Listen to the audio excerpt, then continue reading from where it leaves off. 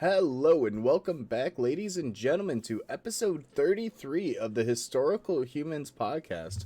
My name is Justin Woods, and I'm joined today by my fellow co-hosts, Colum Coleman and Aaron Gilpin. And today we are going back to our motherland, or at least Colum and I's. And Hey, hey, Hey, we will get we there. got, listen, we're all going back to the Isles today, and we all have heritage from the Isles. Some of us have better than others. It's not We will indicated let by you color decide whose whatsoever. is better without starting the troubles all over again. But today we are talking There's about two the of us in Blight. green and one of us in red. Take a guess. I didn't get a memo. Anyways, But, we're talking about yeah. the potato blight today. We're talking Yes, about the anyway. famine. Yeah, we're going to talk about the potato blight, or the Great Hunger as it is also known. This occurred in Ireland from 1845 to 1849/1852. Accounts do vary depending on where you lived in Ireland, and also whether or not you were the British trying to dismiss it ever happens. But before we get into why the British are such a key part of an Irish famine, we're going to need to take you all the way back to 1801 to sort of explain the situation over there at the time. So, The as year of was 1801, yeah, and yeah. Ireland was ruled as a colony of Great Britain. Oh, The- here we go. I don't know. You set the scene, so I figured I have to go with it. Yeah. The Yes, 1801 thank- Act of Union saw thank- Ireland governed from London. Yeah. The British government had appointed Ireland's head of state, and Ireland had 105 representatives in the House of Commons and 28 peers in the House of Lords. But penal law... Except that's psych. That's a big psych on the British part, because they represent Ireland, but nobody Irish has any right to be there or have any say in why they are there. I wonder if that's partially because penal laws forbade Catholics from owning land, voting, or holding office. And, what's the one thing that tends to be associated with with the Republic of Ireland? Well, with the Irish in general, the majority of the island was Catholic. More so then than it is now, and it's still very Catholic now. I mean, it wouldn't have anything to do with the population decline that happened, would it?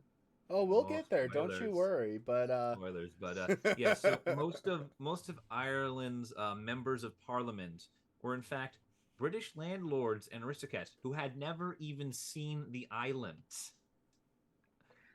You know? They were absentee landlords who basically just owned all the land because it was illegal for the local populace to do so. And they governed on behalf of the market value of that land that they owned. okay, but you didn't do the air quotes. They didn't really govern. Oh no, they governed. As in, they sat in London, made laws in the interest of London, and told Ireland to stuff it. I can't see how that could ever fall apart, or Yeah. You'd Now- think they would have learned something from the American Revolution. Yeah. They did. It was called How Do We Respond to 1798, which is another thing we will have to talk about later.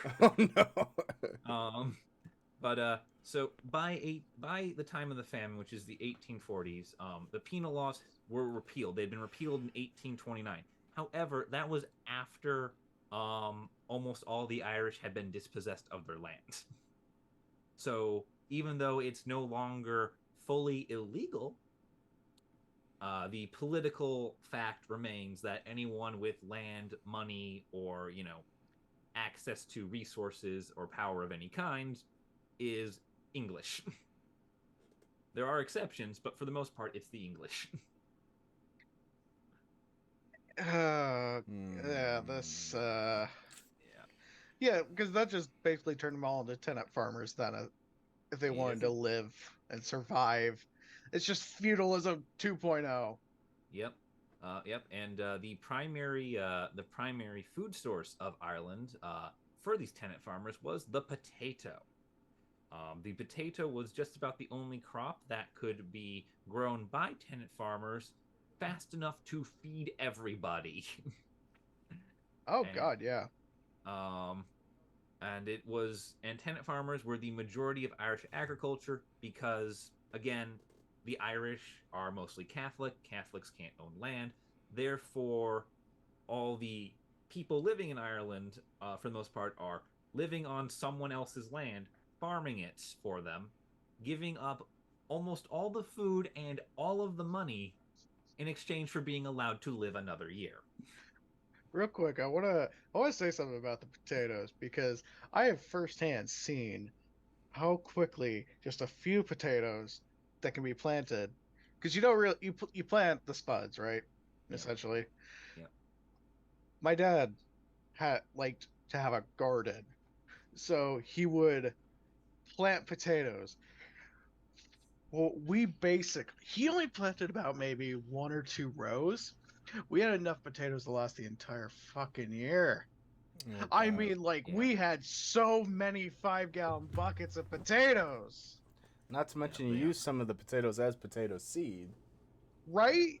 yeah, He, yeah. my dad was baffled. He's like, What am I supposed to do with all these potatoes?" And I'm like, "Well, I guess we're having French fries tonight." Or give them back to Ireland. Yeah, uh, yeah. The potatoes are absolutely prolific, and it's that same amount of just absolute output that is going to turn on the Irish and just absolutely devastate the food supply. Oh no. Now, most of the Irish tenant farmers here lived on or below the subsistence level, meaning that they do not make any profit off of the crops they grow. They are just growing enough to live to the next planting season. It's harvest to harvest for these people. Which is Uh, yeah, a usually to get to that level where it's purely subsistence based tells you that there's either a lot of outside factors that are impacting their production or that there's just not much to go around. So like even one failed crop year could be devastating. So to see numerous years and most of the crops get wiped out, it's a bad recipe. Yep. Well, yep. And the reason for this was because Ireland was a breadbasket for London. Most of the food grown in Ireland was shipped over to London markets and sold at a profit for the landlord, um, rather than anything for the farmer. Um, in fact, um,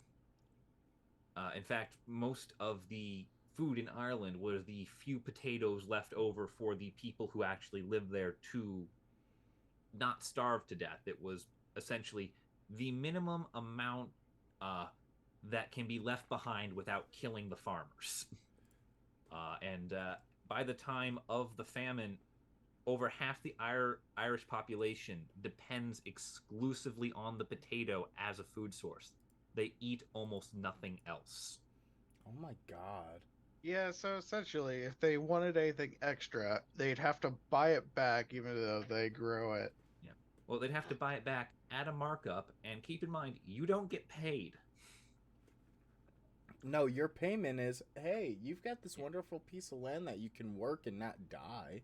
Yeah, your payment is just enough food to for most of your family to not starve until next harvest.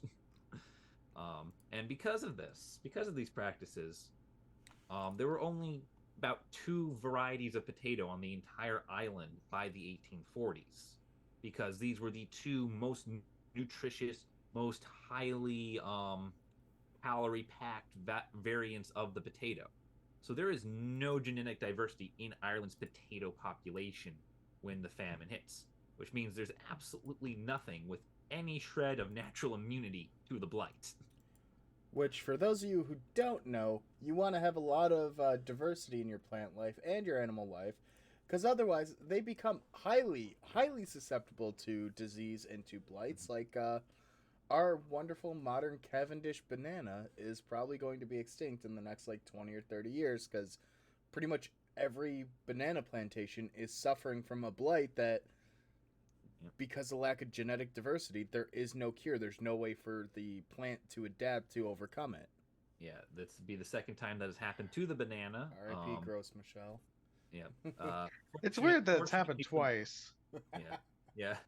Fortunately for the modern world, millions are not starving to death because of the banana. Not yet. Yeah. Well, let's hope there is no yet on that, Justin. But anyway, throughout the famine here, the British maintain the food quota import from Ireland, meaning that even though most of the people on the island are starving, they still have to maintain a output of food to the English, despite having no food.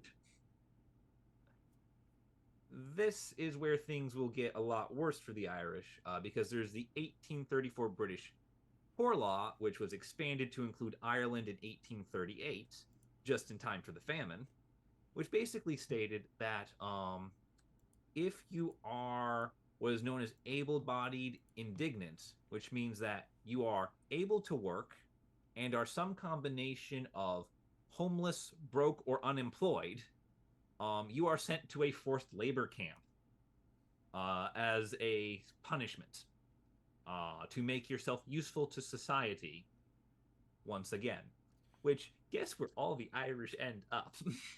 It's not that much different than like a debtor's prison too. Yep. The U.S. had a system very similar where if you owed someone too much money and they didn't think they would pay you for it, you could literally get arrested and sent to jail for owing someone money. It's called debtor's prison, and it was one of the most prolific. And then the U.S. decided to use labor from those areas, and that's a different story. Yeah, but anyway, this is where most of the Irish are going to end up, are in these British workhouses instead of, say, in a bread line receiving food for their starving families. Because keep in mind, you might be able-bodied and indignant, but your 6-year-old dependent daughter who needs you to survive isn't, so she gets left on the street. Poor paupers. Yeah. It's almost like in an event like this, you would see a huge rise in nationalism because of a controlling autocratic power. That's the last key factor leading into this famine is 1842, just 3 years before the famine kicks off.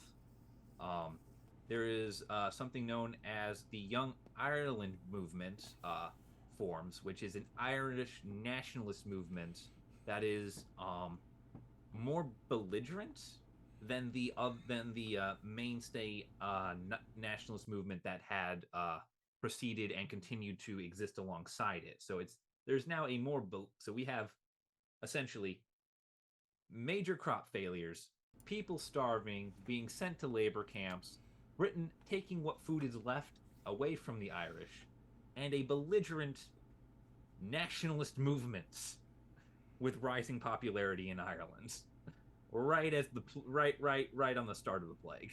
Oh, jeez. This movement advocated the teaching of Irish history and the revival of the Irish language, Gaelic. Beautiful. They wanted the repeal of the Act of Union. They wanted independence, and they coalesced around a newspaper called The Nation, which proves to be something of a flash fire for them, as the newspaper brings in a number of sort of writers and intellectuals, a bunch of names you might not really know, but such as John Mitchell, James Finton Lalor, and James Clarence Mangan. Most of these people are arrested and sentenced to, penal transportation, which basically is the English version of exiling you to serve hard labor on a colony. And in one case, Australia. Yep. One of the key issues here is that during the famine, John Mitchell, who was the chief editor of The Nation, was sentenced to 14 years in Australia. This was a sentence that had never been seen to date. It had never been seen before, and it really pissed everyone off. Well, because the only thing he he was guilty of was printing a newspaper that was critical of the government. Well, people are always very willing and accepting as soon as their right to speech is immediately and instantaneously revoked, and suppression of the press only leads to great things. To be Yeah, fair, even in the British during the British Empire days, even today, there technically is no freedom of speech. Oh, I'm aware, but in America we like to use that, but there's still a lot of suppression of the press.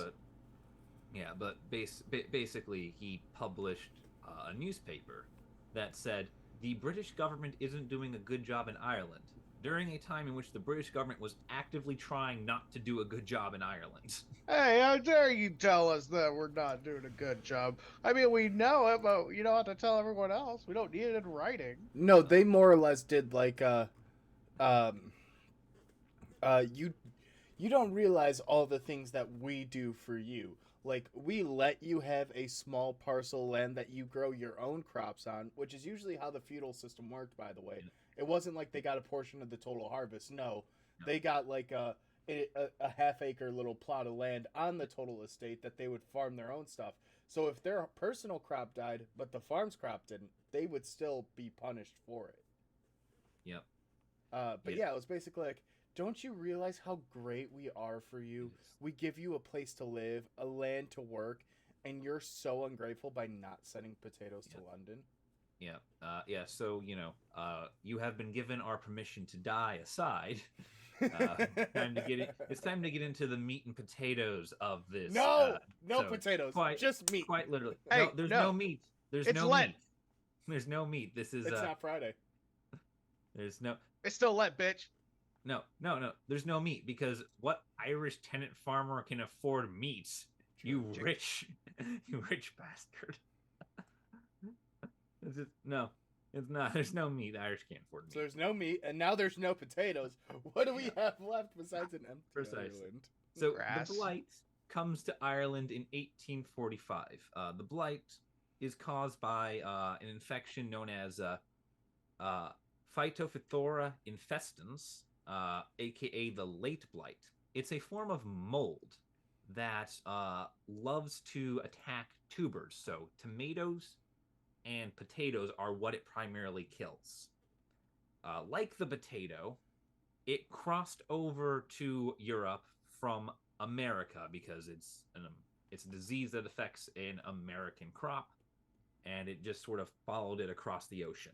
Which, for those of you playing at home, both potatoes and tomatoes are American crops. Yep. Yeah, I believe potatoes originally come from the Andes, don't they, right? In South America? Yes. Yes, So by South American, America. we were referring to essentially the two continents in the Western Hemisphere. So It's anywhere not else exclusive to the United States. That should be, Well, so that's the thing is, in the rest of North America and South America, they refer to the continents themselves as America, and the U.S. becomes the U.S. Yeah. So good distinction there. Yeah. When it hits Ireland, it thrives because it really only does well in places that are humid or at the very least very wet. And in 1845 was a very wet season for Ireland.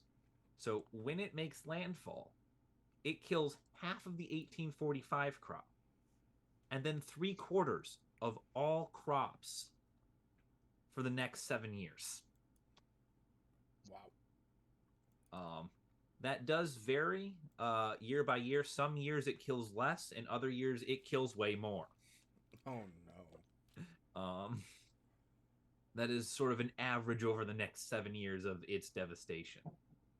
It takes 2 weeks for an infected plant to rot. Wow. And this rot occurs by essentially white burrs sprouting up on the edge of the plant and then burrowing up to half an inch into the plant. Now, if you've ever held a potato in your hand, you'll know that digging about a half inch into it at any point is probably enough to ruin the crop. Especially when you do that at, say, half a dozen places at random on the potato. Making it essentially unedible plague mush. and not even salvageable to a small degree, because there's like baby carrots. They basically whittle away all the bad parts of the carrot, and you're left with the little nubs. Yep. Yeah, you can't really do that with a potato. And this sort of makes it the worst European family of the famine in the 19th century family. I thought the worst European. To the House of that belongs to the House of Windsor. Damn it! Oof. Why couldn't you let me make the joke? They're vampires. The royal disease. Oh no! According to Doctor Who, they're werewolves. Yeah. Oh yeah, I forgot it. But before a time-traveling phone booth comes crashing through our walls to yell at us for being anti-British in this episode about the British failing horribly, this famine is the worst of the 19th century, and there's sort of to give you a bit of a breakdown year by year. 1845 and 1846 see the harvest devastated by the Blight. 1847 sees a partially successful harvest. The Blight is still abundant, but they're able to cordon off enough of it for the time to actually have a little bit of food. Then in 1848 and 1849, it comes back with a vengeance. The potato crop gets wiped out. What stopgap measures people had managed to put in place aren't enough, and the floodgates just keep rolling. In 1849, we see the worst of the plague as the 4 years of absolute unabated famine lead to an outbreak of cholera that proceeds to promptly kill most people. Oh my god. Cholera. No medicine is sent. Then from 1850 to 1852, the harvest experienced periodic blights, but it becomes increasingly rare. The Blight, instead of washing through the entirety of the island, instead begins to appear in limited regions, as opposed to just every single county is dying horribly.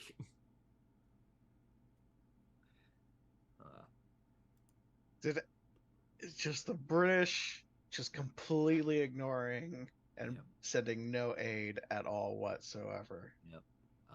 And that's going to bring us actually to our first member of the British response team, which would be Prime Minister. That was a thing or a lack of a thing? Yeah.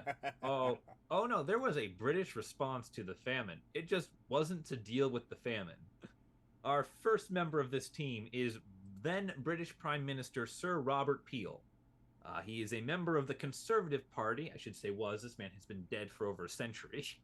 And conservatism changed a lot. Yeah. His first line of policy was to maintain the export of grain from Ireland at all costs. Jesus Christ. His second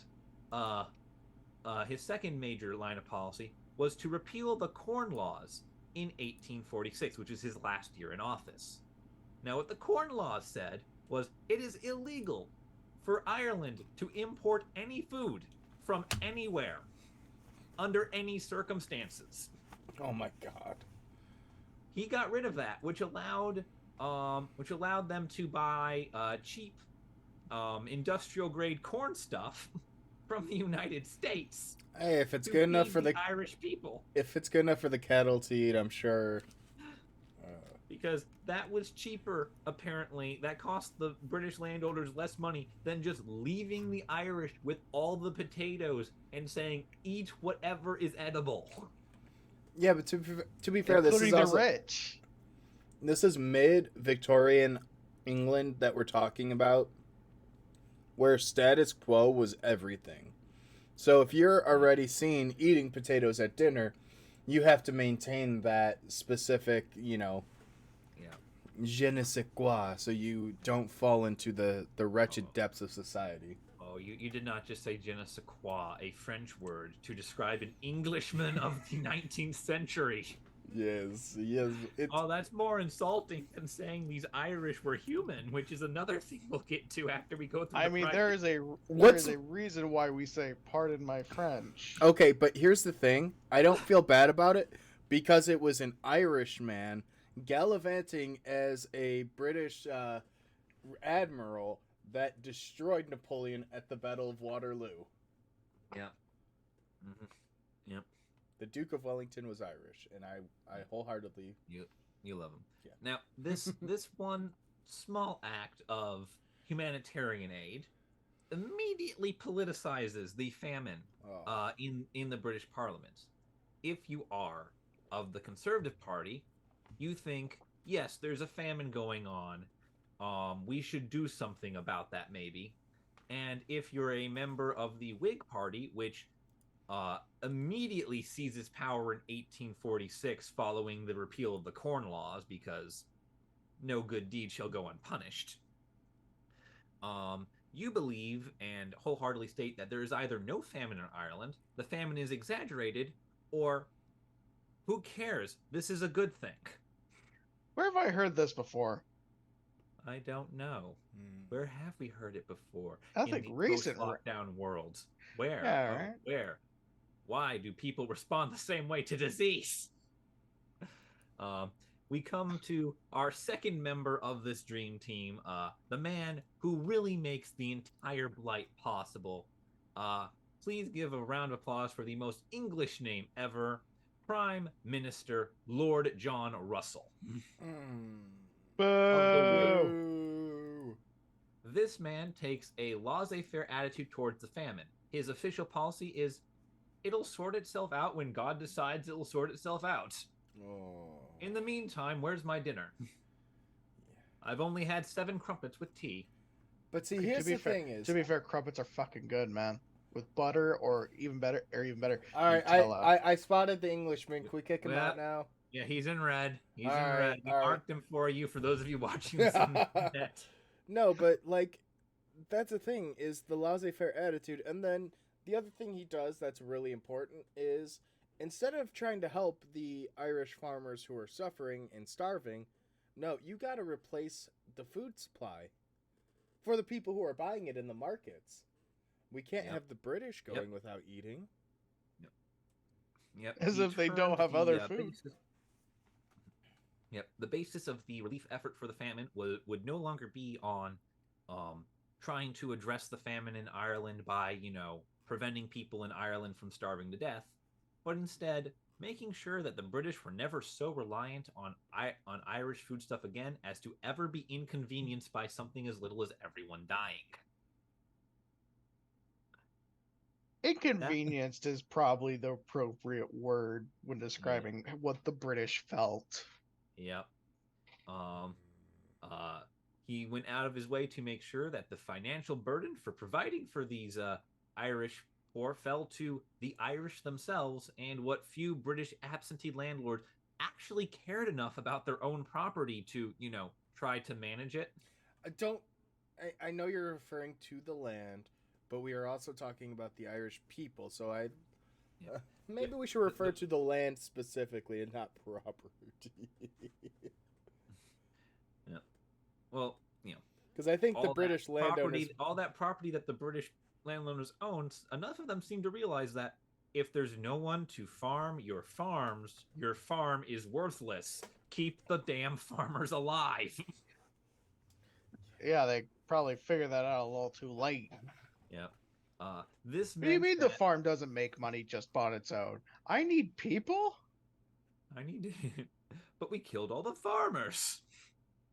But yes, so this meant that any sort of poor relief was very much localized and very depending on who your British person was. However, it falls apart almost immediately, because the way this system is able to fund itself is the peasantry and the tenant farmers must pay their rent in crops, which are then shipped to London and exchanged for money. This money then goes to funding the poor relief for the tenant farmers who have no crops. However, no one has any crops, which means none of the tenant farmers can pay rent, which means there's no money, means there's no food to be exchanged for money to buy food for the poor. Oh, but my favorite part comes up next. This is the part that I always like.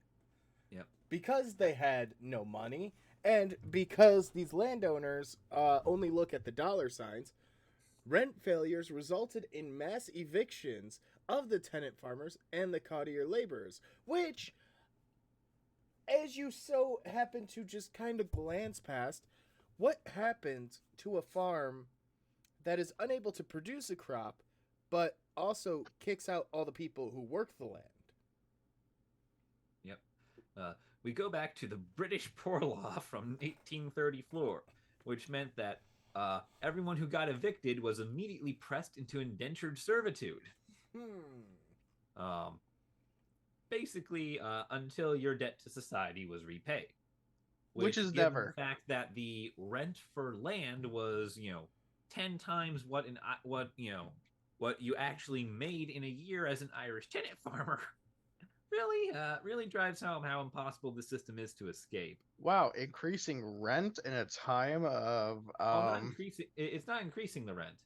Just the amount of your rent was all the food you grew for the British person, which was way more than the food you were allowed to keep to eat.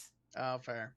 And if you produced no food for your British person, you were put in indentured servitude until you paid back the many thousands of pounds that you now owed your British person for not giving him your food. And thus God goes damn. into the labor camps. So there's just mass evictions because there's the crop failure prevents you from paying rent, which gets you evicted, which results in you being put in indentured servitude, which means that there's no one to pay for relief efforts because all the crops failed. The system works if the source of poverty is anything other than starvation.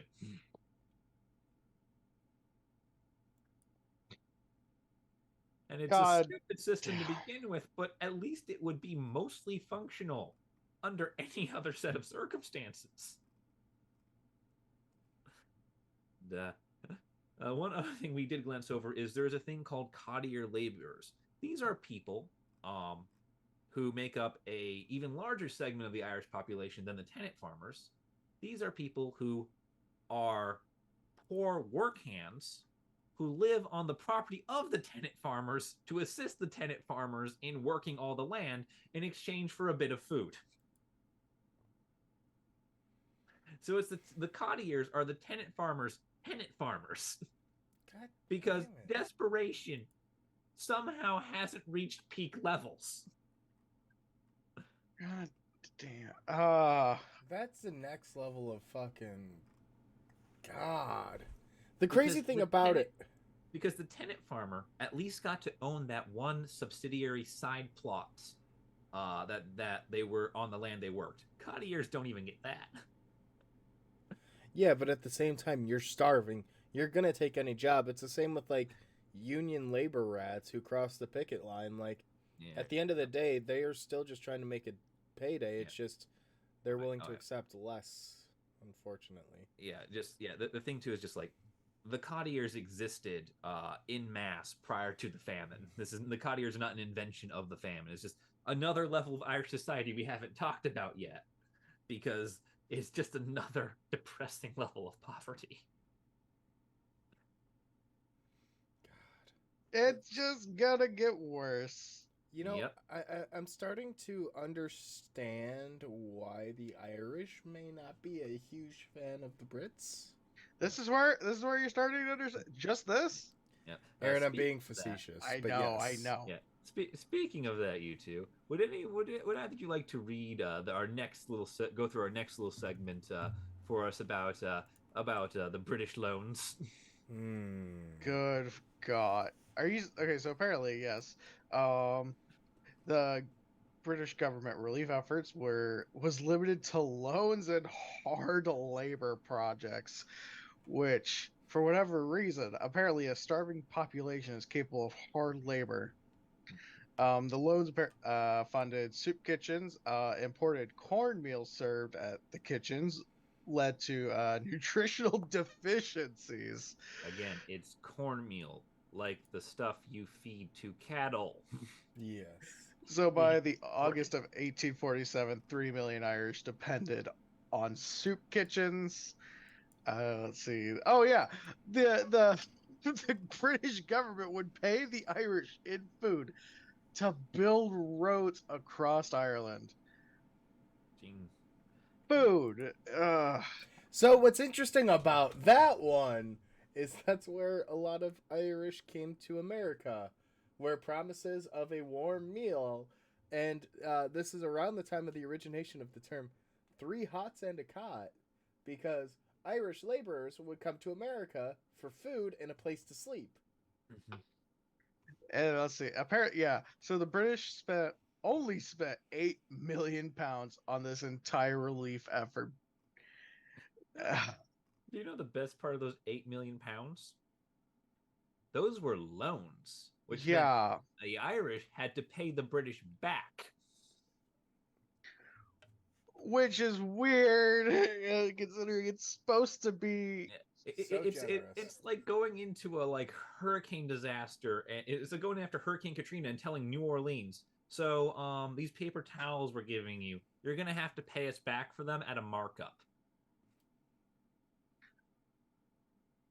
Yeah, God, yeah. So obviously the Irish were too impoverished to afford their own crops and forced to export any nutritional food that they could make to the British for money enough to purchase lesser imports. Imagine being able to actually grow something, anything at all. Yep. And then you're And then forced being to told, pack it yeah, up and ship it away under penalty of, death or exile. Well, your family starves around you. and then you get cornmeal because that's all you can afford. Yep. The British intellectual sentiment that the this is my favorite part of the entire episode. Oh God, intellectual is a bit of a stretch to say the least. This is the British intellectualism. This was their take on why the famine was happening and what should be done about it. So this is right. Britain leading academic minds hard at work for London. Beautiful. Yeah. So British intellectual sentiment was that the famine was the Irish's fault. Victim blaming the Irish for something they had no control. Good God. All right. Yep. Do you want to read it, or should I spare you? I'm going to. In the name of your father and your father before him. I'm going to. Let's see. Claimed that the Irish had brought these hardships on themselves. Claimed that the flaws in character of the Irish people / race were the cause of this famine. Mm-hmm. God, eugenics. It's always here, isn't it? Yeah, they were too dumb and too horny for their own good was essentially the take. Yeah, claimed that the Irish had overbred beyond any sensibility. God, I'm getting like sex. Keep going. There's like arguments. 3 more. There's like 3 more of these. Tenets. Okay, but specifically this, like, you still hear that one phrase today. Is the thing.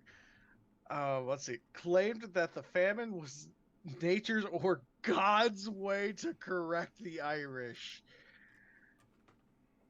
Or this is a number 5 is my favorite. Number 5 is my I'm so glad we're making the Brit do this. The famine was considered not unwelcome.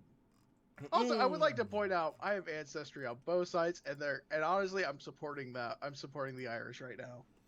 Right now, as you were talking about how good crumpets were less than 10 minutes prior, they're good. Let him get the last tenet, because there's one more tenet of the Irish of the English intellectual take on the Irish famine. Wait, no, there are no more tenets because they all got invented. Yes, we replaced them with intellectual tenets. Oh, no. Right.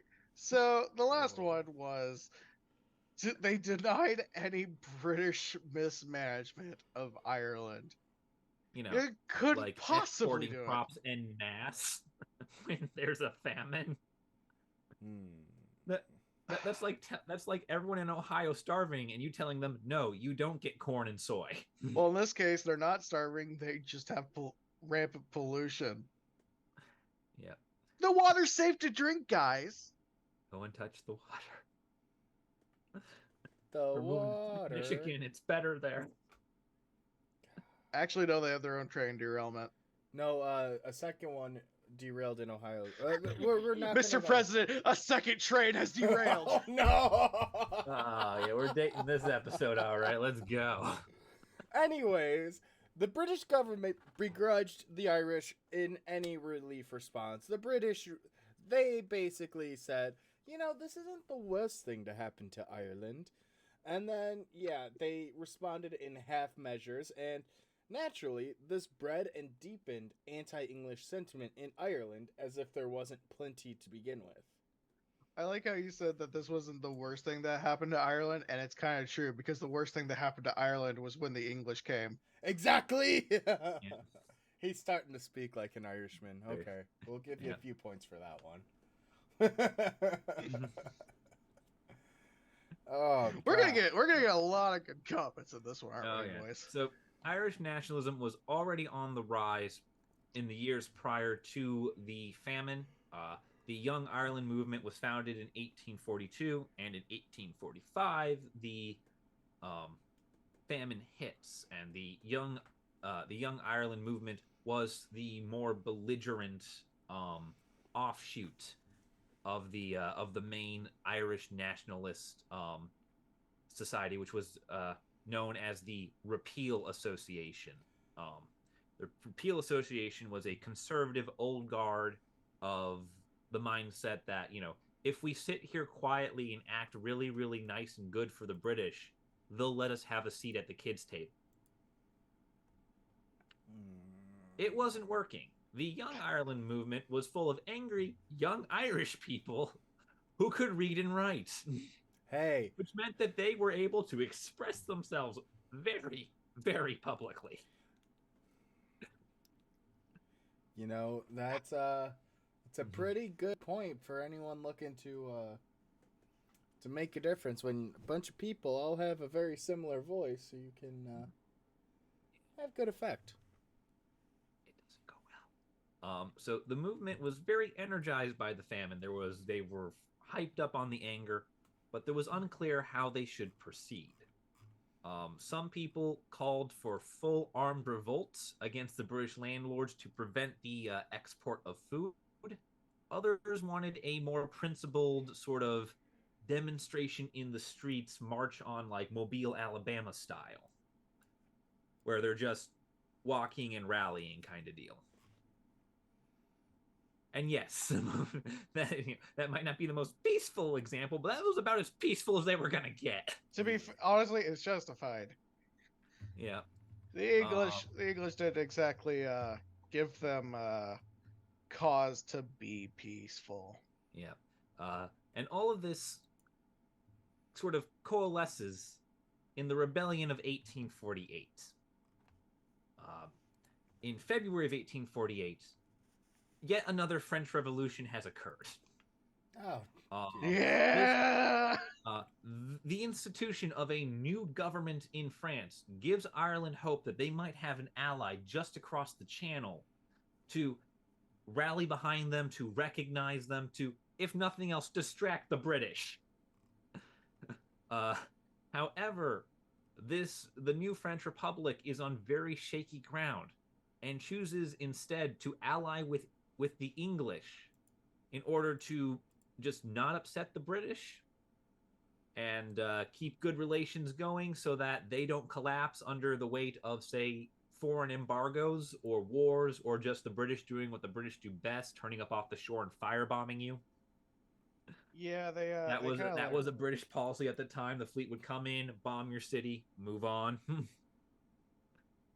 Yeah, that's definitely, considering after the last revolution and it eventually ended with the reestablishment of the monarchy after Napoleon. They would like to not have another monarch. Yeah, they're desperately trying to hold this government together in France. However, Young Ireland does bring something back from its talks with the French, trying to get the French on their side, and that is the Irish tricolor. They saw the French tricolor. The French explained to them what it meant, and the Irish thought, that's the perfect style of flag for us. We're gonna have the green and the orange with the white in the middle. It's gonna be a big sign of independence. It looks nothing like the Union Jack. It's perfect. Good. However, by the time they get back with this, Britain has instituted what is known as the felony treason laws, which suspends any sort of human right for anyone the British government deems unworthy, which is anyone the British government cares to look at. It was, and this is what gets John Mitchell convicted, because he's printing anti-government propaganda at this point, and the felony treason laws expressly make it treason to criticize the British government's handling of any subject. So he is arrested, and he is tried before a packed jury of all English. Not surprised. That's kind of why in the U.S. they try to do jury by your peers to try to find people in similar positions, but the felony of treason law forbade that right. Yeah. To be fair, even then, it's a bit here in the U.S. It's a bit sus. It's. I never said it was perfect. I didn't. Yeah, but he's sentenced to 14 years felony transportation in Australia. Oh God. And this is the most severe felony transportation for the crime that he has committed in British history up to this point. And he's a fairly popular and prominent member of the Young Ireland movement. He's the guy who publishes all of their written work, all of their, pamphlets and newsletters. So the one thing that all the Young Irish can agree on is that they like John Mitchell. Well, and not only was the English for taking him. Not only was the conviction already pretty severe and big enough, but also at this time, traveling to Australia wasn't just a couple of hour flight or maybe a day flight. No, this was like a months-long seafaring journey that took ages. This was a year on a boat. Yeah. Yeah, and then your 14 years don't start till you get there. So in reality, it's about 16 years. Yep. In response, a 15,000-man demonstration occurs in Slievenamon of County Tipperary. 15,000 or 50,000? 50,000. Okay. Said 50,000. I heard 15 too, sorry. 50,000-man demonstration in Slievenamon, County Tipperary, which results in the suspension of the Habeas Corpus Act in July. Not habeas corpus. Yeah. Do you mind, just in case, explaining if someone out there doesn't know what habeas corpus means for the non-land speakers? That is the right to due process. Essentially, what it means is you can be arrested, tried, and convicted by the arresting officer on site.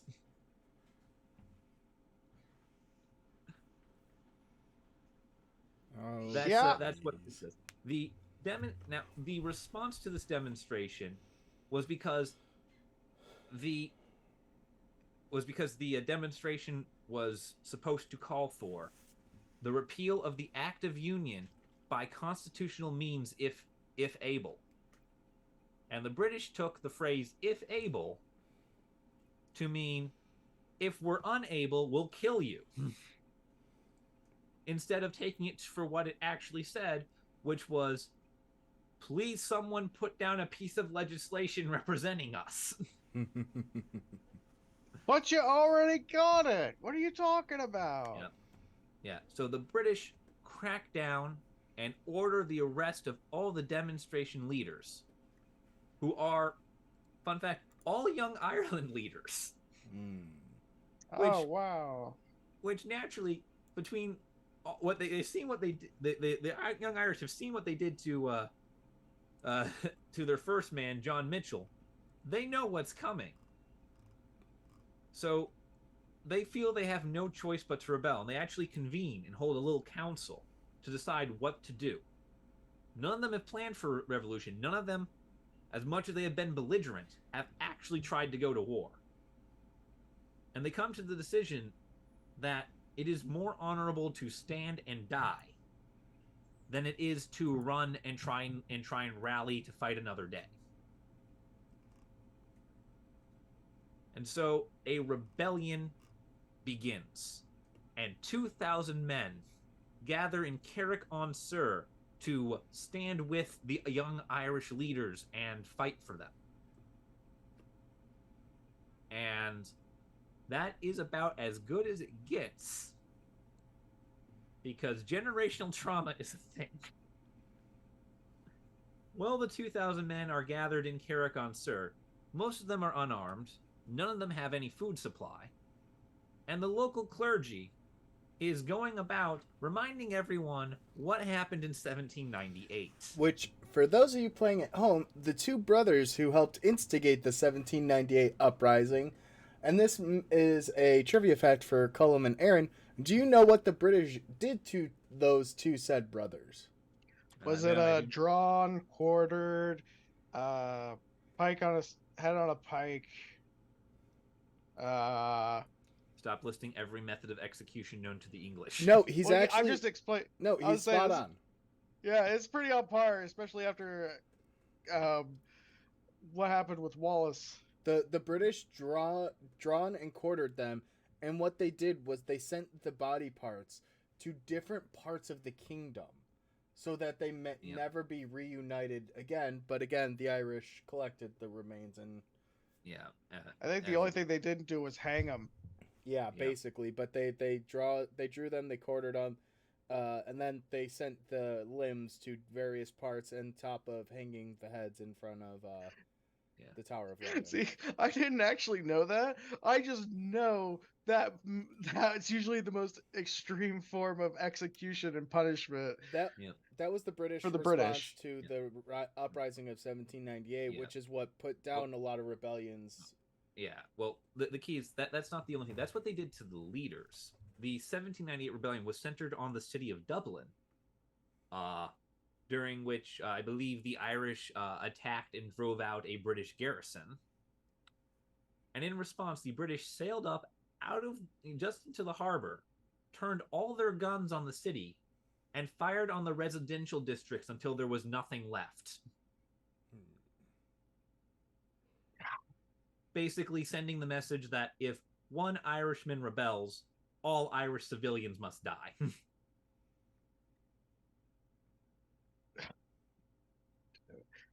It's your family will not be safe, your children will not be safe, you will not be safe. It's the Magneto terrorist speech. Yeah. Manifested in imperial policy.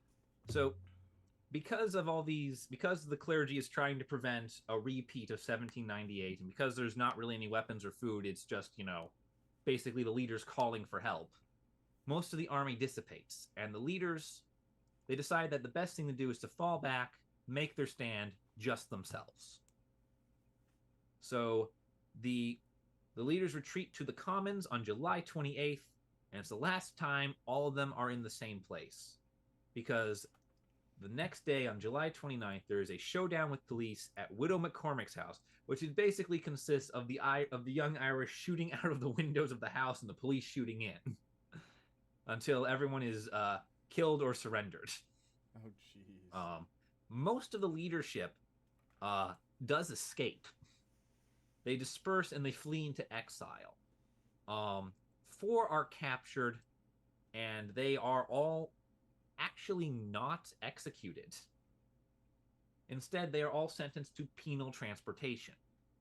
This is because the British want to play down the severity of the famine and the fact that they almost sparked a rebellion through sheer neglect alone. So the British are trying to downplay the fact that a revolution started on their watch by just quietly, no, they're just criminals. They're just anti-government criminals. There was no rebellion.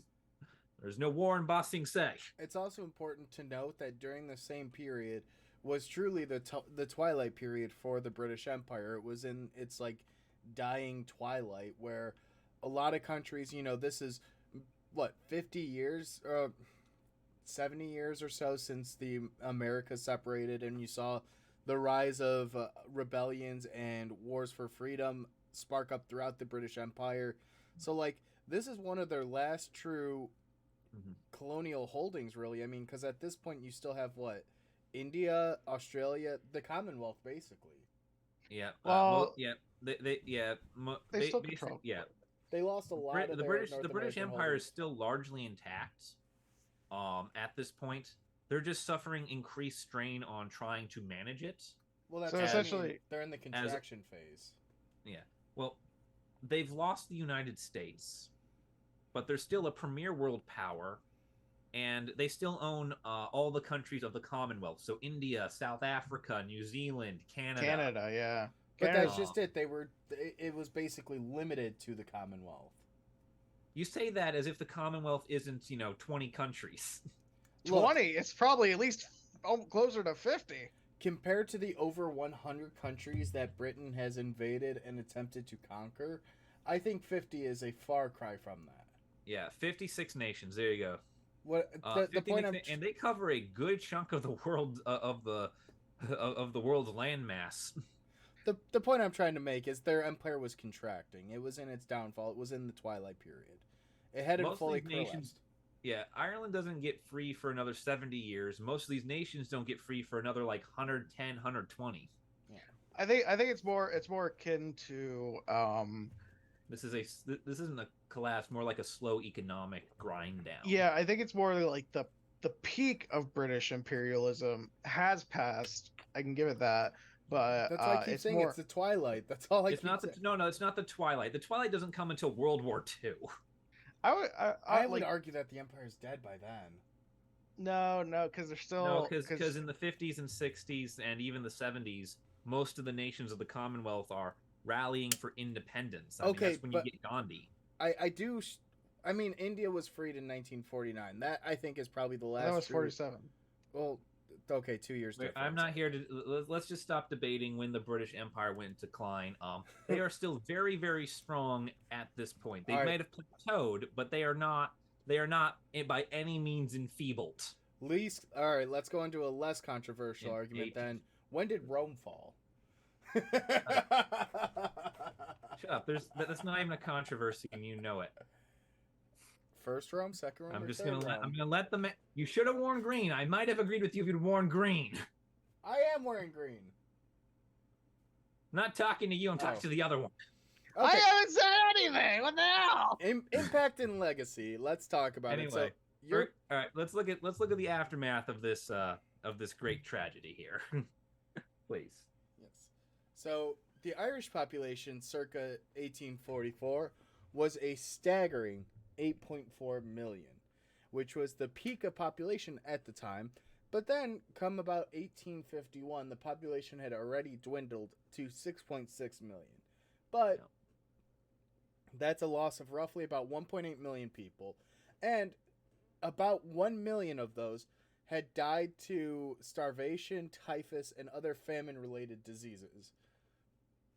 Yep. It's also estimated that another 2 million emigrated from Ireland to other places such as Australia, the United States, parts of Canada. And if you're thinking that's 3 million people, but only 1.8 appeared on the decline list, well, there's a reason for that. There's very poor census taking in Ireland. A lot of the cottiers don't really get counted, which are the poorest farming class in Ireland. Wasn't really that interested in being accurate. Yeah, and the British, they just didn't really like the most accurate. And then another thing that directly contradicts a lot of the census records is actually immigration records to places like the United States and Australia show significantly higher numbers than census records in terms of the population decline, to the point that between 1841 and 1850, the Irish immigrants made up 49% of all immigrants to the United States. So they were about half of all that came to the U.S. were Irish. Yep, stocking up for that Civil War. Hey, you know what? If not for the Irish, then we really wouldn't be where we are. Yep. You ever heard the song "The Hardest Mile"? Yep. Thank you, Dropkick.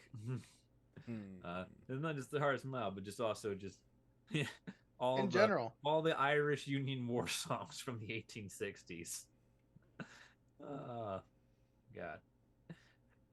Yeah. The population decline continues for decades after the famine has ended. This is because emigration from Ireland remains high.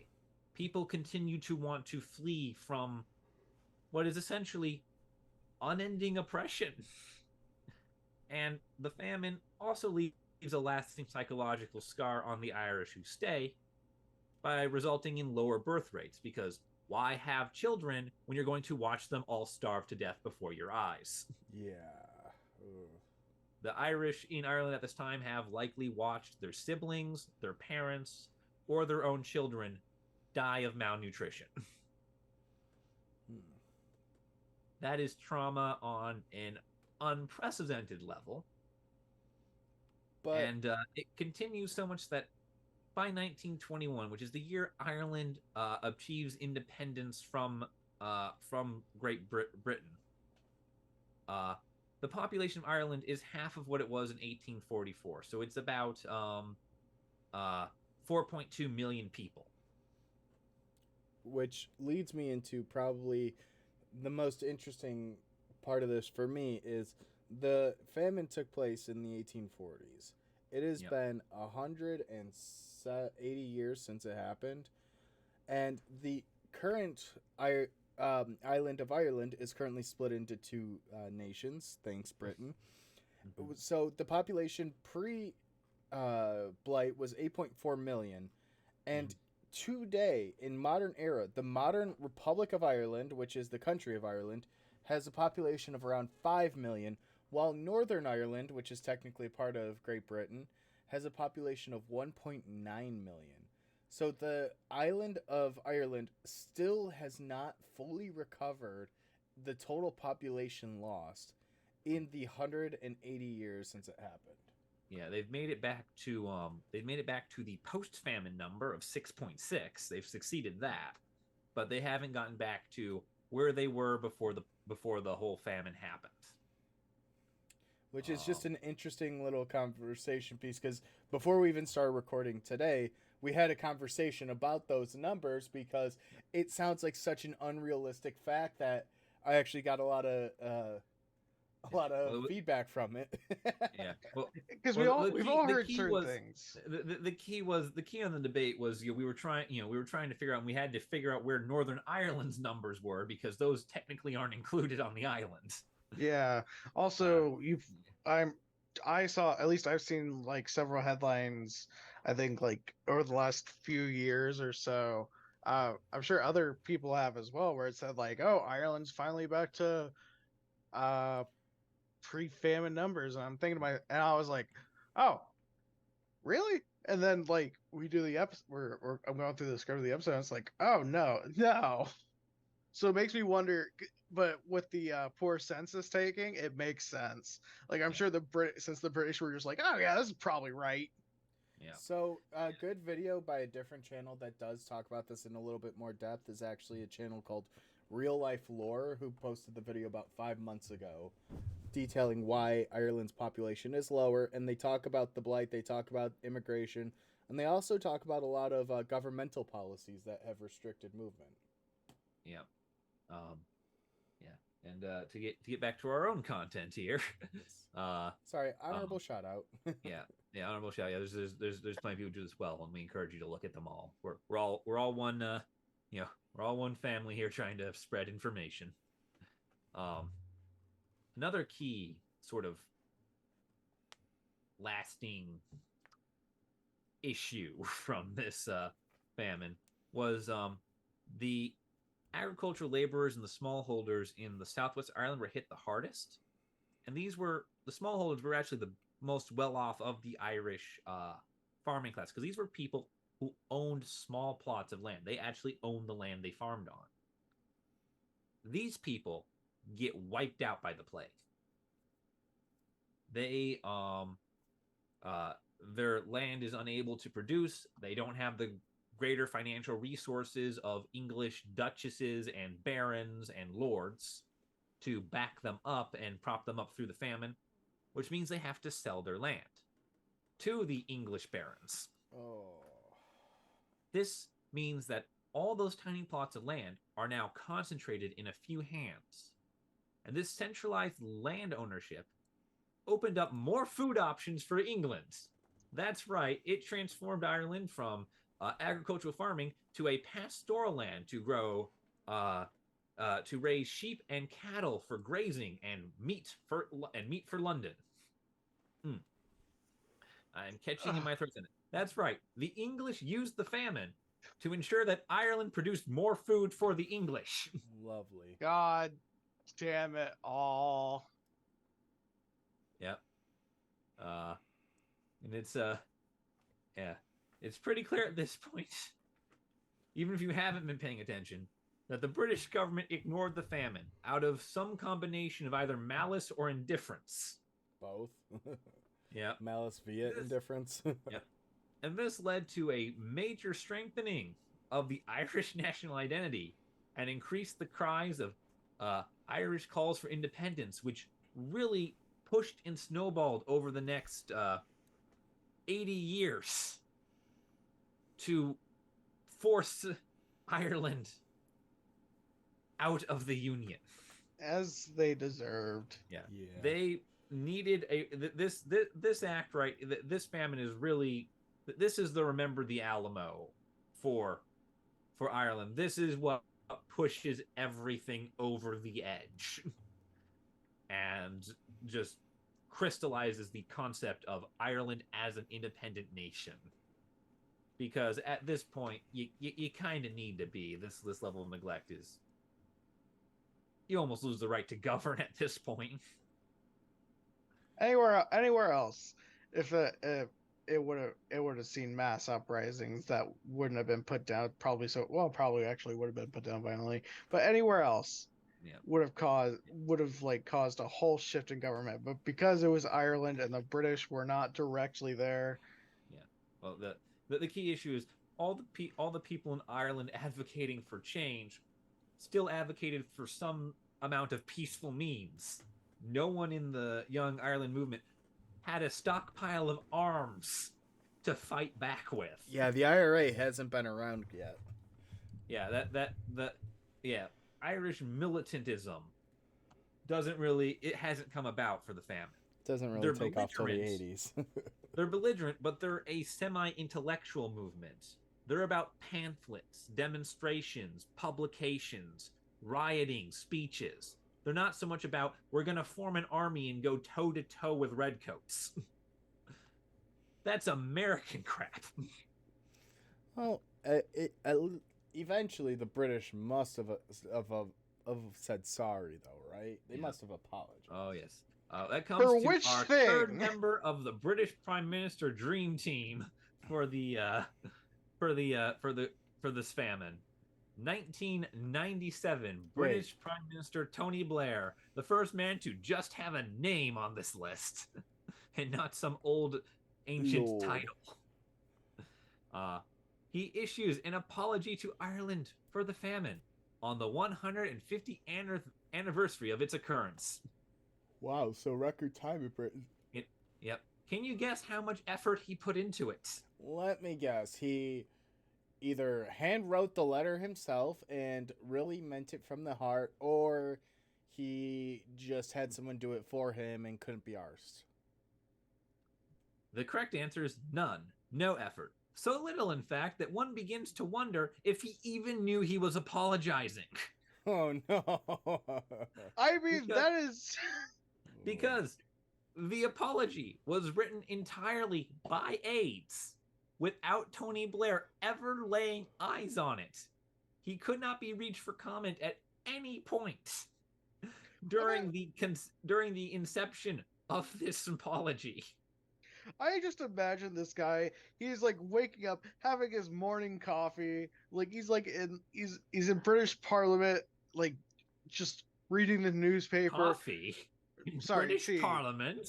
So he's just like sitting there, reading a newspaper, and someone comes up to him and is like, "Wow, good job on that apology." And he goes, "What apology?"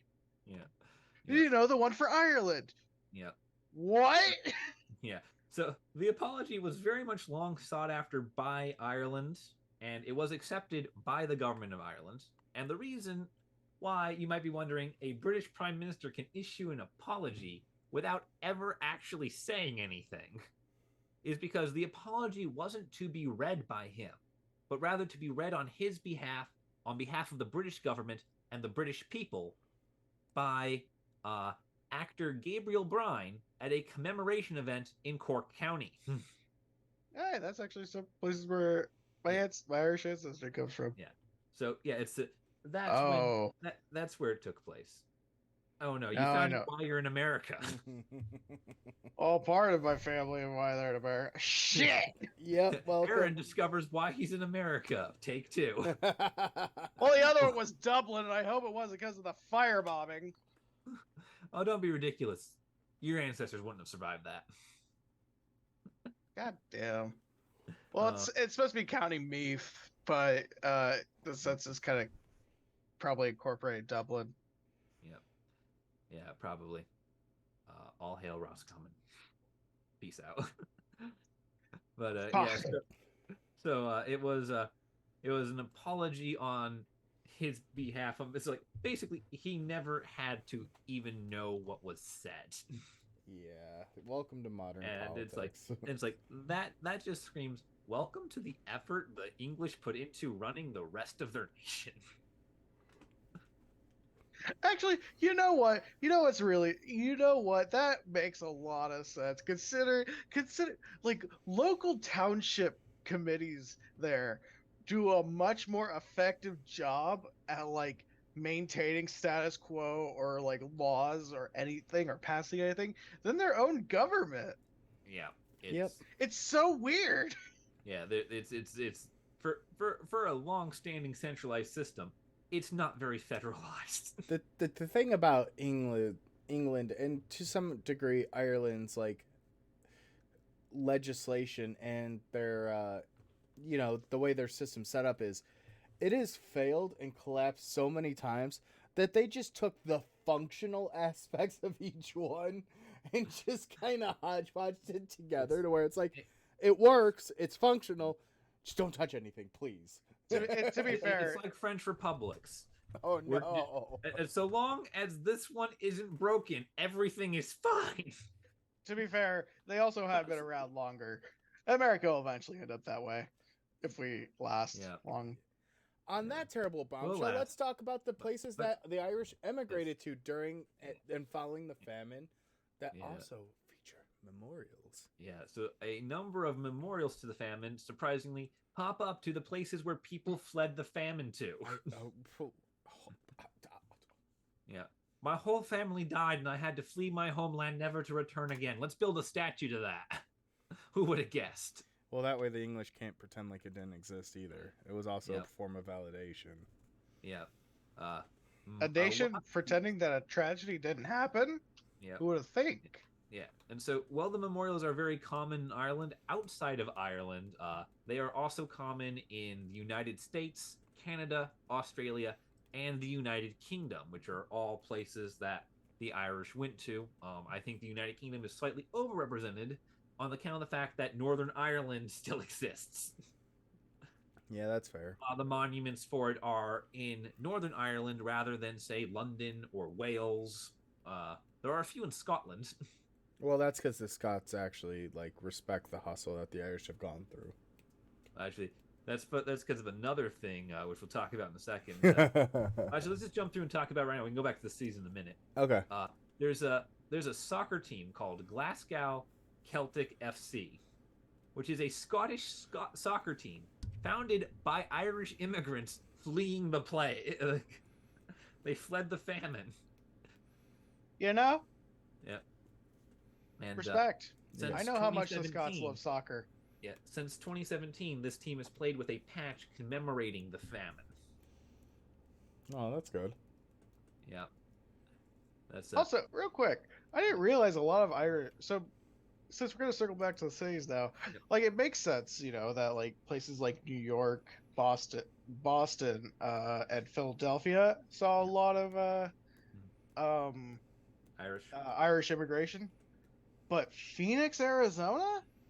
So part of the connection with Phoenix too is Chicago should also be on this list, although I don't I Yeah. can't list the memorial off the top of my head that we have Yeah, for the well, famine. there are many other places with memorials, many other cities.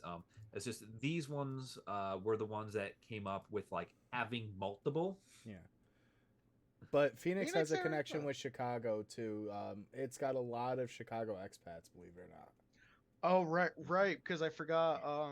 Chicago used to have a rail line that went to the southwest. Especially during the gold rush. Also, not Yep. to mention good old Also- Highway 66.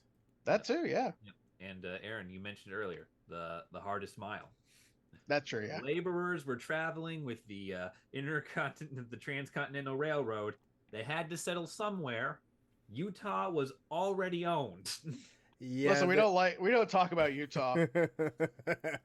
Yeah. Utah had their couple own other- group of yeah. religious zealots. We needed somewhere else to go. Yeah, the two other cities that came up as being very notable in what search I did were also Montreal and Toronto in Canada. Which explains the Canadian side of things. Because you're going to Canada, you're going to one of those two cities. Don't you At just least- mean soon to be America? No. I'm talking about Northern America. Oh, okay. Like USA 2.0. Yep. But in reality, it's like 1.5. It's not the full sequel, but it's a pretty good replica. It's the United States, but with like serious patch notes. Yeah, the healthcare system's been updated. Yeah, we're still working with the beta, guys. Yeah. The United States is American country on release, where it's the crappy AAA game that's not finished, and then Canada is the actual finished project with like So- 1.5 No, patch Canada's the notes. beta users that get to try out the new patches and see how effective they are. Actually, no. America is Team Fortress 2. Canada is a AAA game. Oh. Anyway, yeah, With there's all the one more thing toxicity to of a talk Team about Fortress 2 before we chat. devolve entirely. The last point of order on our notes for today, and we can wrap up, is the Great Hunger Museum in Quinnipiac University in Hamden, Connecticut, which was established to serve as a resource for those who want to learn more about the famine, and also serves as a center for scholars to study the famine and its effects. Yeah. And I think it's kind of notable that it is in Connecticut, where a large portion of Irish immigrants ended up settling, which is just outside of Boston. Boston is in Massachusetts, but the states over there are very, very small. Yeah, it's like 20 miles. Yeah. Exaggeration. It's a few hundred, but it's not far. Yeah. It's Yeah. within a day's trip.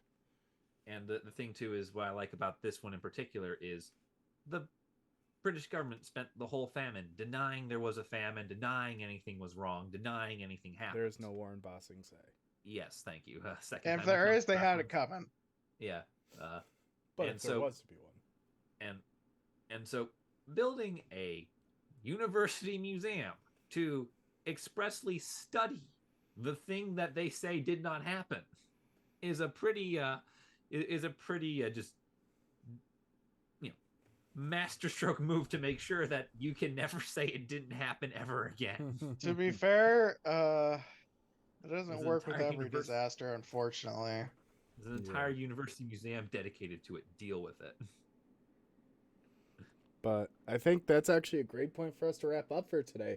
We got to rant about the British quite a bit. We got to talk about the famine. We got to roast Aaron for being a British spy. Okay, who Yeah. has that? Who has British royalty in their bloodline, Mister? I have Scottish royalty. Okay, Guess listen. who ruled We it? can listen. We can argue about Robert De Bruce all we want later. By the way, that's gonna be your sneak peek for those of you. Get us to 2,000 subscribers, guys, so we can have Justin talk about why Robert De Bruce was a bad leader. Oh, okay. Shit! On that bombshell, thank you guys for watching. We will see you next week. Be sure to subscribe and follow us on all of our platforms. See ya.